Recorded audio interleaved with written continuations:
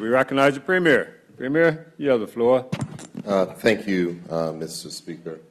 Mr. Speaker, I would like to first thank the Minister of Finance, who has done stellar work over the past month to get us to this particular point. He took over a brief from me, and as he sometimes says, he feels like he's drinking out of a fire hose. But fire hydrant, sorry.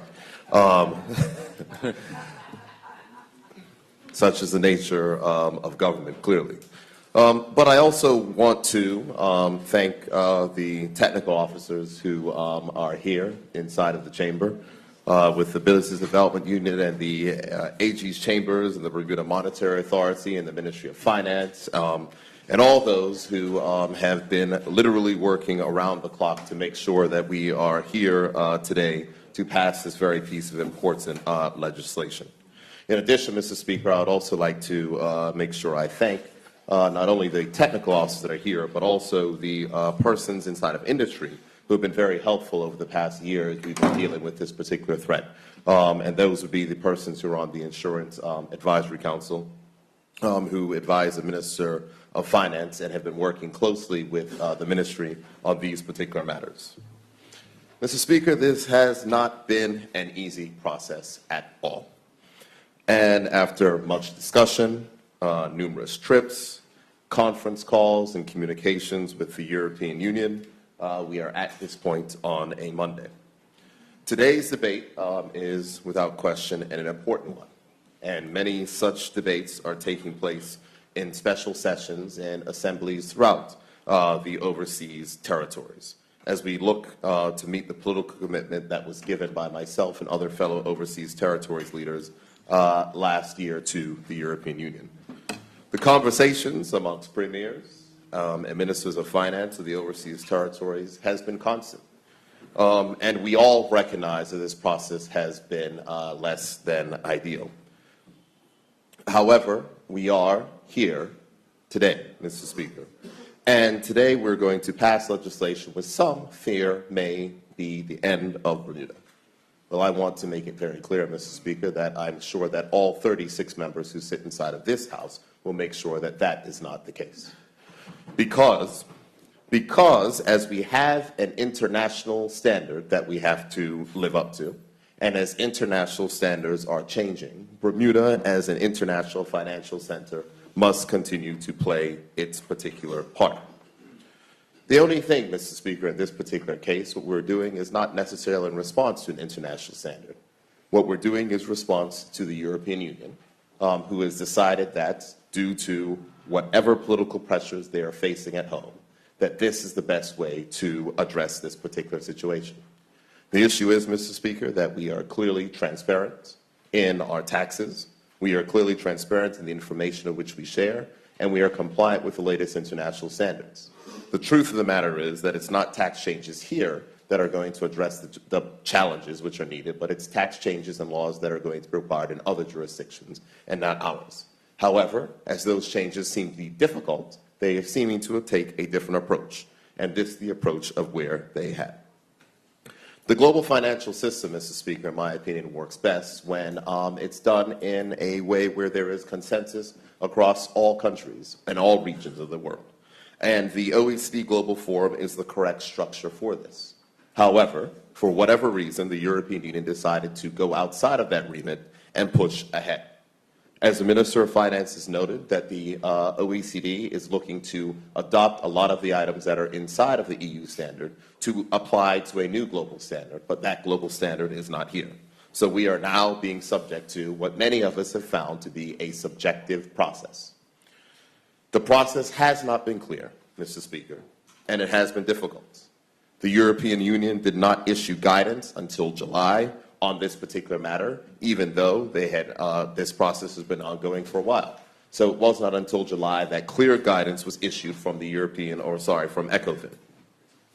After that, and as the government and industry worked together to fashion legislation, it seemed as though if they were continually changing of views, as other people say, the continuously moving goalposts.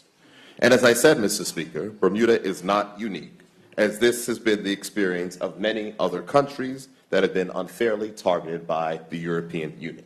And as I said, the conversations between ourselves and other overseas territories has been constant. Mr. Speaker, this will represent a change to the way that we do business. There is no question about it. But for it to be successful, it must be fairly applied to all countries. And the assurance that I want to give to industry that are listening, and to those persons who have been customers of Bermuda for a very long time, what I will make sure to ensure is that we will check to ensure that this is fairly applied to all countries, Mr. Speaker. Because the European Union has said that there will be no exceptions. And so we will look to ensure that there will be no exceptions, Mr. Speaker. Because if Bermuda is going to make changes, then the rules that apply to us have to apply to everyone else. Because I am certain that this Parliament will not allow ourselves to be put at a competitive disadvantage based upon what other countries are doing, Mr. Speaker. And so for that, it is very important. So I want to give that assurance to industry, that we are going to watch and ensure that this is going to be fairly applied across the board to all countries. And if it isn't, then we might have to have another discussion, Mr. Speaker, and there may have to be additional changes, because there cannot be a case where certain countries are put at a competitive disadvantage to others due to a system which, as we have found out, has not been the most fair and/or transparent system. A system which even some persons inside the European Union have recognized has not been a fair and/or transparent system. That there are some things which are being applied to third countries which are not being applied to their own particular countries, Mr. Speaker. And so for that, during the transition period, we will take a very careful watch to ensure that this process is being implemented in a fair fashion. However, Mr. Speaker, we have to accept, and as I explained when I had meetings with the Insurance Advisory Committee and the wider consultative group of about 40 persons, global standards are changing, and they are constantly changing. 20 years ago, there were such things as secret bank accounts where no one knew and it was just an access by a number. That is not the case nowadays, and that will not be the case going forward. There will be a continued evolution of global standards, and this is just one of those particular steps.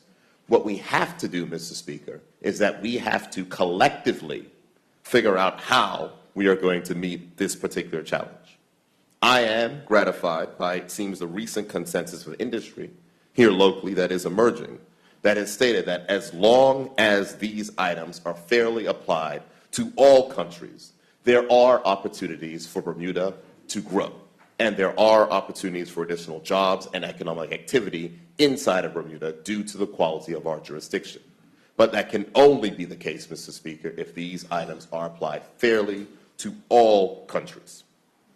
And what I want to say, Mr. Speaker, is that just like when there was U.S. tax reform last year, and where the government met with industry and ensured them that if any approvals were needed to facilitate either the relocation of staff or anything to make it easier to make a success, I would say, of these particular changes, the government will listen and will act accordingly. Because I'm sure what all of us want inside of this chamber and inside of this country is for there to be more jobs, is there to be more economic activity. There are some that have said that economic substance can be a benefit to Bermuda. I can agree with those. But we also have to recognize that it will be a significant change, and there will be some companies that will elect not to continue their presence in Bermuda. That is something that we have to recognize, Mr. Speaker, and that is something that will be a fact.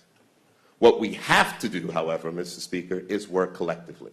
And I say that very often because items such as today and unhelpful headlines that have been read that can create uncertainty inside of our industries is not where we need to be.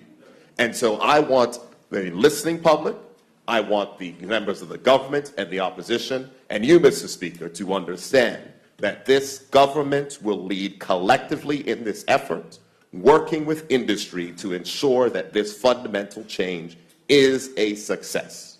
We will do whatever is required to ensure, whether or not that's meeting with the highest levels of the affected companies, the Business Development Agency and ourselves are already formulating a strategy in order to do this. The Business Development Agency have already been meeting with affected stakeholders, fine-tuning our messaging out of this to say, what are we going to say to the world to let them know what these changes mean and how these changes can be a benefit? We are going to continue that work and that effort, Mr. Speaker, because it is essential. Change is never easy for anyone.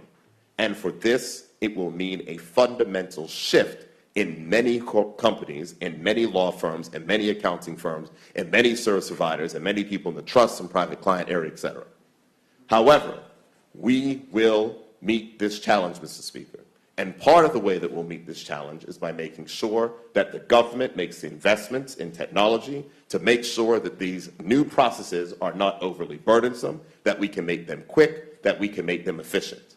It will cost money, Mr. Speaker. It will require an investment. But for an international financial center like ours, we have to be there to make sure that we are keeping up with the standards. And the other thing I want to say is, Mr. Speaker, is that there has also been discussion as to whether or not we can start forming regional bodies of cooperation to share some of these compliance burdens, which may make it a little bit easy for us to compete and will make it a less burden on some of the countries that are affected.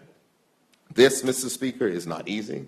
This is not something that we would have done under our own volition.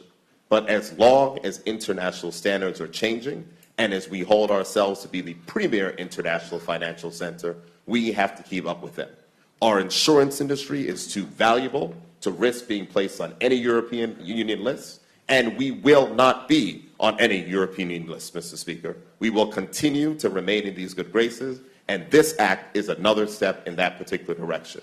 So in closing, Mr. Speaker, I wish to congratulate again the Minister of Finance. I wish to thank the numerous officials who have worked night and day to get us to this point. And what I will say, Mr. Speaker, is I will call for unity, not only inside of this chamber, inside of the business community, and everyone else. Over the next 6 months, we must make this regime work. This government will lead that effort, and we expect to have all hands on deck to ensure that we can make a success of it. Thank you, Mr. Speaker.